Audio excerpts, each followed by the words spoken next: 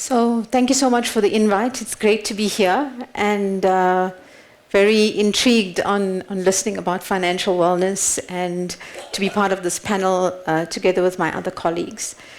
So this year at Davos, a different agenda was on the table, and the concept of brain capital came up,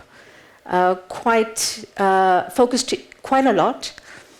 And brain capital is actually the idea that brain health, cognitive skills, mental well-being are important economic assets when it comes to being drivers of innovation, productivity, and social progress.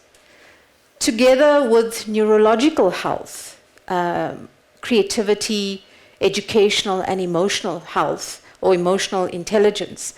The brain capital or the brain economy is seen as a key economic asset as well as a driver of economic resilience, especially in these trying times. And I think anyone that has experienced the last couple of weeks, noting the political mayhem that's happened, would understand how important brain capital really is. So what is the state of the world when it comes to mental health?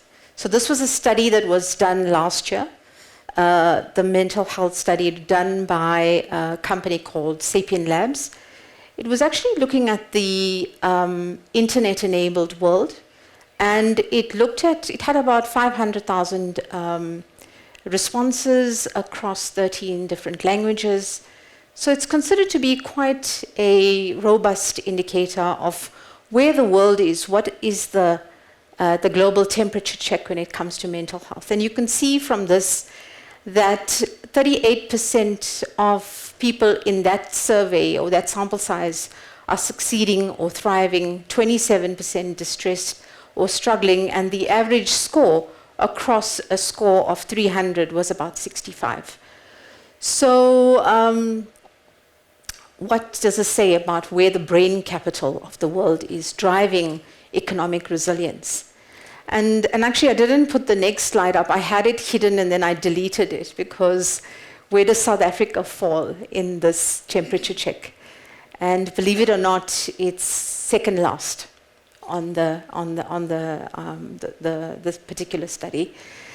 So it begs the question, what is the state of our mental well-being? And in fact, a recent Gallup study, I think it was last year, showed that engagement levels in our companies in South Africa, I drilled down to the kind of granular detail, is around 29%.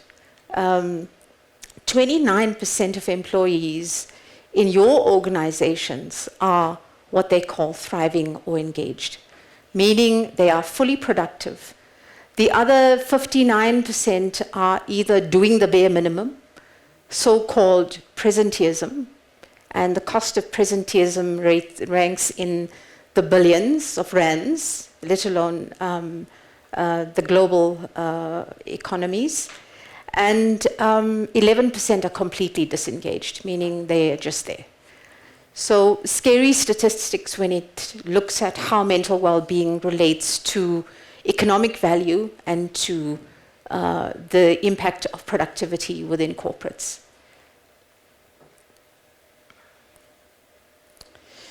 So very importantly, the WHO defines a state of mental health as well-being that where an individual realizes his own abilities, can cope with normal stresses, work productively and fruitfully, and make a contribution to his or her community. Now, mental health, of course, and mental well-being is such a big topic. It would be impossible to cover it all in just a couple of slides. But really, mental health exists on a spectrum, and it's dynamic.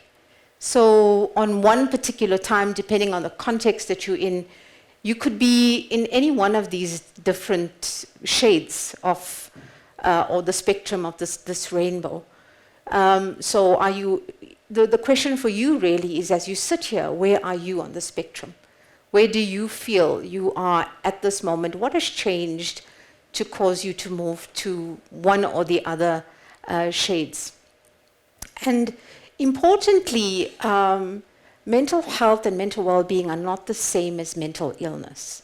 So there are definitely organic mental illnesses which need help and professional help. And often when we look at the scale, people in the orange struggling and in crisis are definitely in a state where mental health needs some type of professional support, either psychological, psychiatrist, or actually physical health symptoms.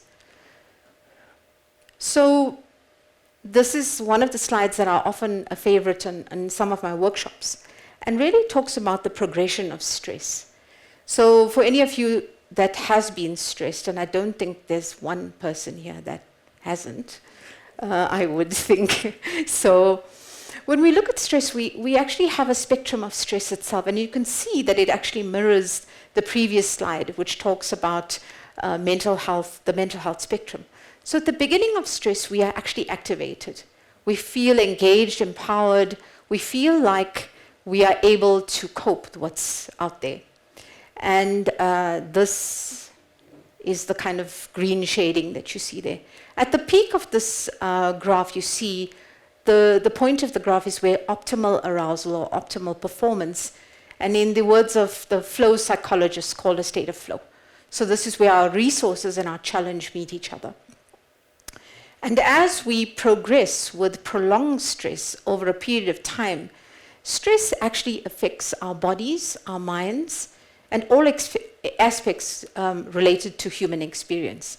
So once we have prolonged stress over a period of time, then we have degeneration of both the mind, our brains, and the body. So stress affects us in material ways to the physical functioning and to the mental prowess or the mental performance and how we show up at work.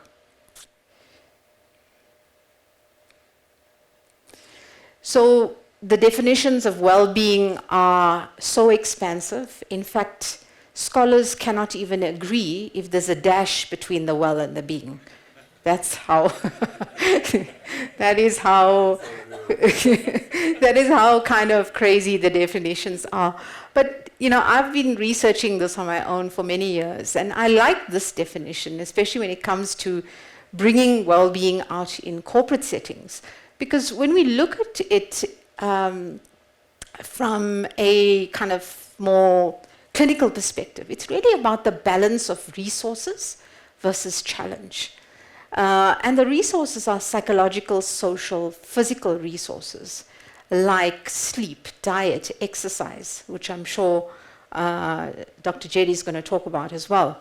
And the challenges can also be psychological, social, and physical. Importantly, when it comes to corporates, the resources on my left or your right is about the individual, and the challenges can be both individual and environment.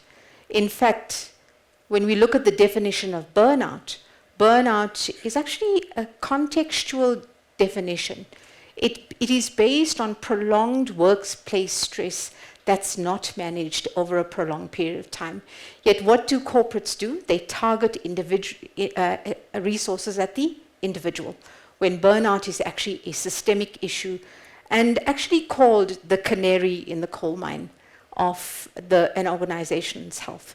So to kind of sum up, and well-being is multidimensional, and it's deeper than you think. And there's a pun on that. Sorry, you can't read the blue very well there. But basically, wellness, mental health, and brain health are intricately linked. And it requires a holistic approach to mental health. Physical, emotional, mental, social, all of those play together. And I'd like to leave with a quote by one of these positive psychologists, Csikszentmihalyi, who says the best moments in our lives are not the passive, receptive, relaxing times. The best moments usually occur if a person's body or mind is stretched to its limits in a voluntary effort to accomplish something difficult and worthwhile. So thank you for your attention, and I look forward to your questions.